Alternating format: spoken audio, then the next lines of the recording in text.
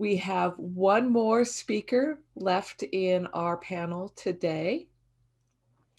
That is Clara A.B. Joseph, who is the author of The Agent in the Margin from 2008, The Face of the Other from 2016, Dandelions for Baba in 2018, and Christianity in India, The Anti-Colonial Turn, which came out from Routledge in 2019. A professor at the University of Calgary, she coordinates the Interdisciplinary Postcolonial Studies Research Group, and her paper today is titled Synodal Degrees as a Facade, the Machiavellian Moves of a Portuguese Bishop in 16th Century India. Thank you.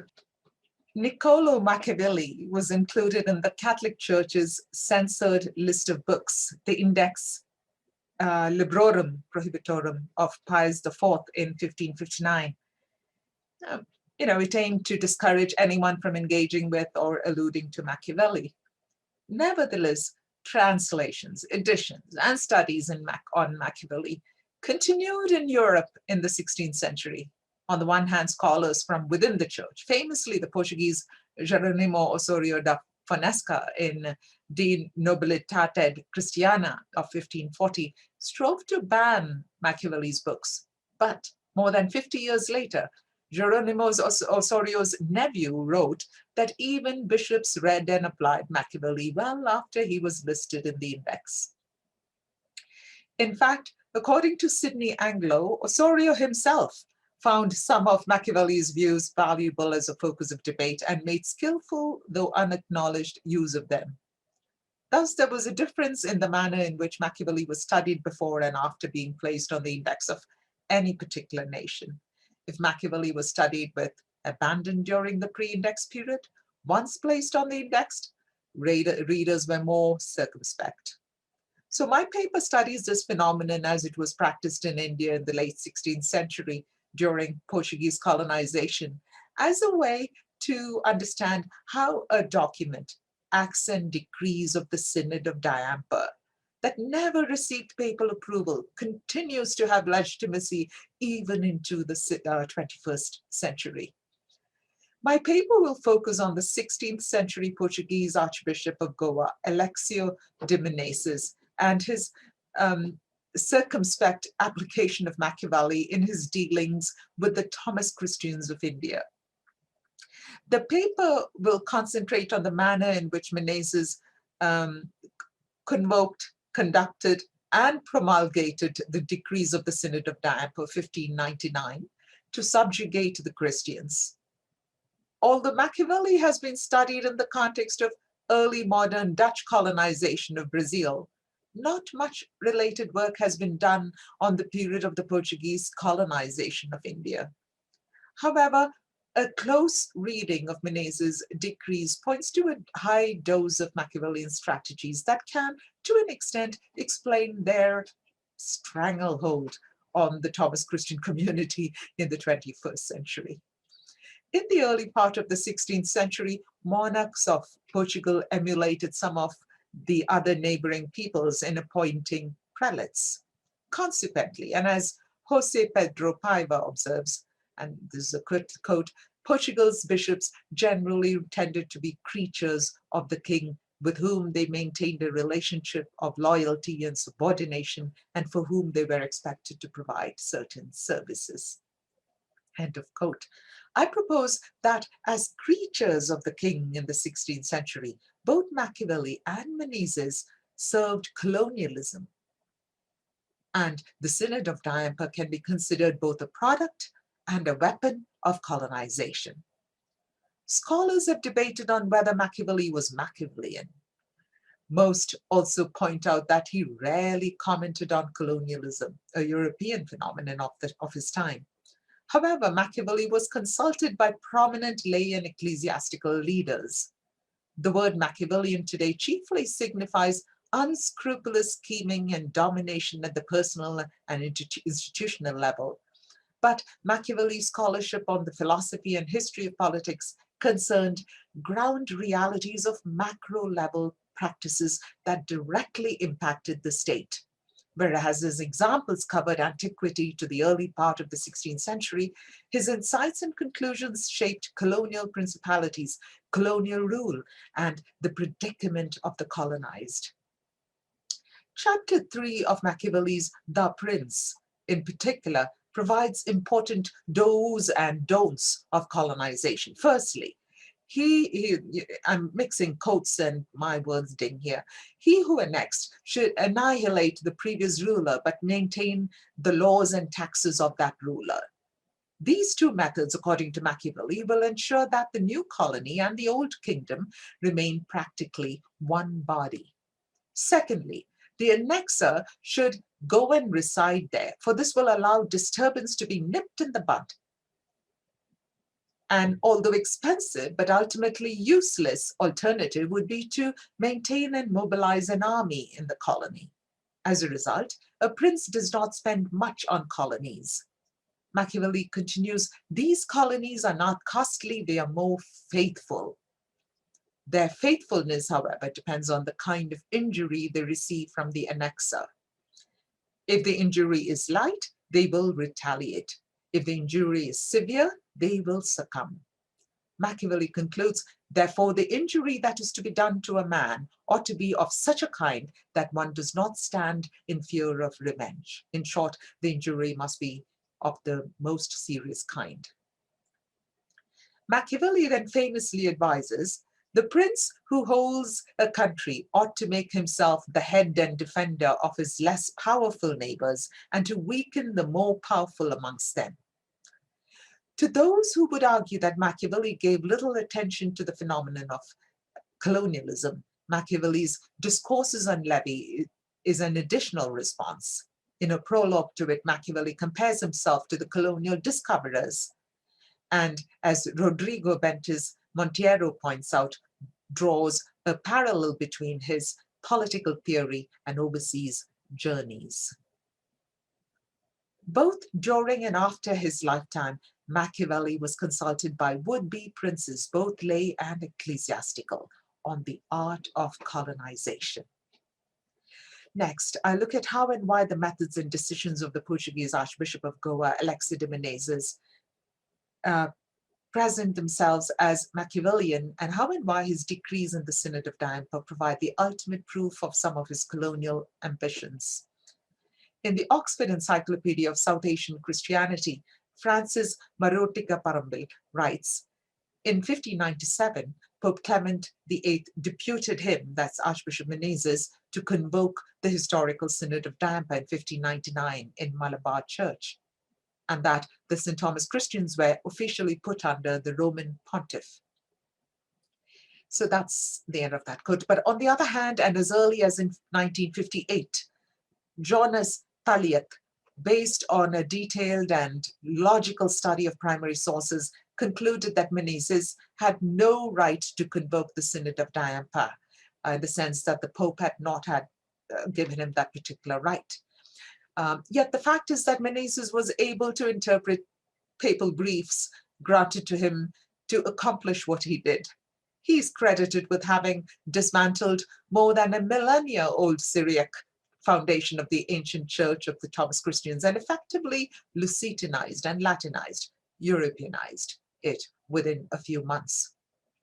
When Menezes left the region of the Thomas Christians, he had the entire community formally committed in obedience to him.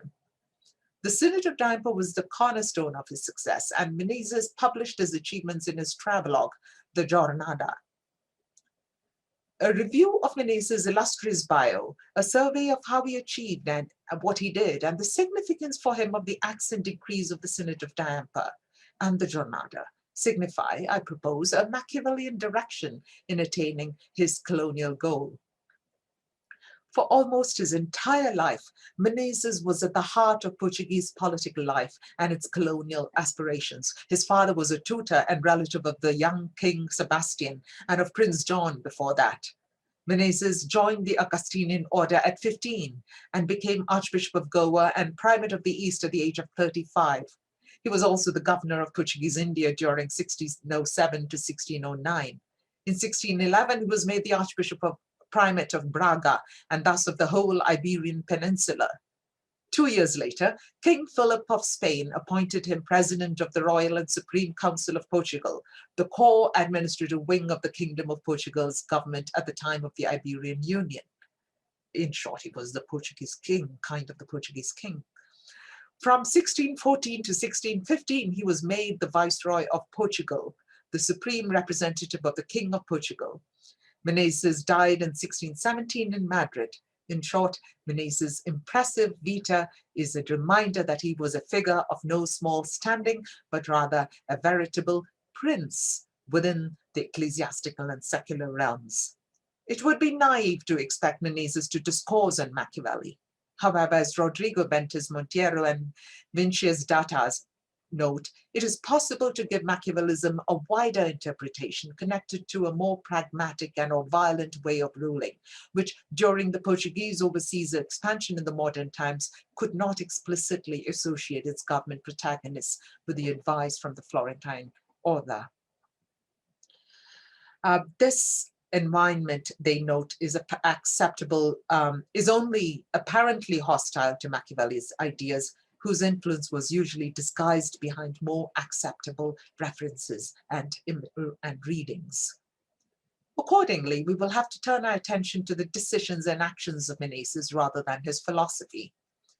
Two chief moves of Menezes that also reveal his philosophy, however, happen to be two lengthy documents, the Jornada and the Decrees of the Synod of Nampa. The first, the Travel Diary of Menezes, was edited and published by the Augustinian priest Antonio Gover in 1606. I examined this document in Christianity in India, the Anti-Colonial Turn, and will reference it as needed, but the focus here is on the decrees of the Synod. An analysis of the decrees I propose point to the Machiavellian strategy of Menezes. The Synod of Nampa was a diocesan meeting of priests and lay representatives of the Thomas Christians conducted and presided by Menezes himself as a means and manifestation of direct control over the independent church. Menezes claimed that he was conducting the synod on the basis of two briefs written to him by Pope Clement VIII. Menezes also presumed that the Church of the Thomas Christians was a suffragan see of the Archdiocese of Goa. The veracity and validity of these claims have been debated by scholars. I'll be referring to two texts of the Synod of Nampa. The first is the English translation by Michael Geddes, published in 1694, and the second is the edition by Scaria Zakaria, published in 1994. Both Geddes and Zakaria interpret the source differently. Geddes understood the Synod of Nampa as a process of Catholicizing the Thomas Christians, who would otherwise be considered Anglican in their faith and tradition. Geddes is not cued into the colonial maneuvering of the times and therefore does not comment on that matter. Zachariah, on the other hand, refers to the Portuguese as belonging to a militant Western church diametrically opposite to the less dogma-based but spiritual and apostolic church of the Thomas Christians. Here I expand on Zachariah's view on the militant Western church by examining some of the decrees and how and why they were weapons of colonization in the hands of Menezes. As to how the synod was conducted, the Synod of Nampa was convoked under threat of excommunication for non-attendees and those who dared to hold private meetings on the subject. Moreover, there was a strong Portuguese presence in the balcony, and this included the whole chapter of the Latin See from Cochin. The presence of all these hidalgos and fidalgos required military security. The goal of the arrangement was to impress both the Portuguese and the natives and to deter disobedience by instilling fear in the latter. Furthermore, the acts and decrees that the Thomas Christians put their signature to were written in the vernacular Malayalam. However, the Western version, and this is according to Scaria Zakaria and Taliat, the Western version of the decrees, when compared to the Malayalam original, has an addition of 35 decrees. As the Jesuit Francisco Ross testified after the synod, the Archbishop added several decrees to the document well after the synod ended and all participants had departed. Ross was one of the assistants of Archbishop Menezes during the proceedings of the synod. It points to one of several instances of Menezes' dissimulation at the Synod of Diamper and of his application of Machiavelli's dictum, let a prince have the credit of conquering and holding his state, the means will always be considered honest. A dictum often paraphrased, and rightly so, as the end justifies the means. A review of some of the decrees furthermore points to a damning link to both Machiavelli and colonialism. Section 3, Decree 7, forbids the acknowledging of the Patriarch of Babylon. They call them, the word Babylon gave it the right nuance, I guess, for the Portuguese at the time, or any supreme pastor, but the Pope of Rome upon pain of excommunication. Now, this patriarch was Simon Dena, whom Taliat identifies as successor of Yab Allah, but pertaining to the Catholic line of the succession in the Chaldean Patriarchate, beginning with Simon Sulaka. The patriarch's authority over the church in India was therefore legitimate. It was not scandalous to utter the name of the patriarch, therefore, in the liturgy or in prayers. However, by imputing Nestorianism, heresy, to the Catholic patriarch, Menezes forbids the acknowledging of the patriarch and uses the threat of excommunication to enforce the decrees. Menezes thus successfully, to use Machiavelli's rule, annihilates the previous ruler. The terrible impact of this decree was that within some decades, the Thomas Christian Church went into schism, the effects of which continue to this day. As part of this annihilation process, Menezes also introduced Section 7, Decree 16, Ecclesias forbidden to marry. Other related decrees ensured that already married priests separated from their wives, and that sons of any future married priests be ineligible for ordination. As an Oriental church, the Thomas Christian clergy practiced optional celibacy. However, Menezes overruled to impose compulsory clerical celibacy on them. Under the circumstance, only Latin Rite bishops could ordain. This too made the presence of prelates from the Levant superfluous and undesirable. Machiavelli's principle that the annexer should go and reside there became effective in that soon after the synod, Menezes installed the first Latin Rite bishop over the Thomas Christians. To this day, the Catholic portion of this Oriental church, that is the biggest section, remains under Menezes' rule of compulsory clerical celibacy. However, the Thomas Christians continued their resistance to this type of Portuguese intervention of the Padroado in the secular and ecclesiastical life. In the centuries that followed, therefore, we see instances of the community rallying under the strong leadership of their archdeacon or another priest to demand autonomy. An offshoot of this historical legacy has been the continued control of the Latin Rite Church over the Catholic section of the Thomas Christians, and the fight of the Thomas Christians. The Thomas Christians never really regained their all India status, but they continue their struggle. To conclude, although the Synod of Diamper never received papal approbation, it continues to control the ecclesiastical and civic life of the Thomas Christians. Its acts and decrees are cited liberally in the Code of Canons of the Eastern Churches. Resistance to these decrees cannot but be presented as the freedom struggle of the native church, even as it exposes the colonial underpinnings of some of the critical ecclesiastical moves of the 16th century. Thank you. Thank you so much. All of our presenters today have given us much food for thought, and I see a lot of hands raised in clapping. So thank you for all of that. Thank you for the enthusiastic response. Thank you for the excellent scholarship.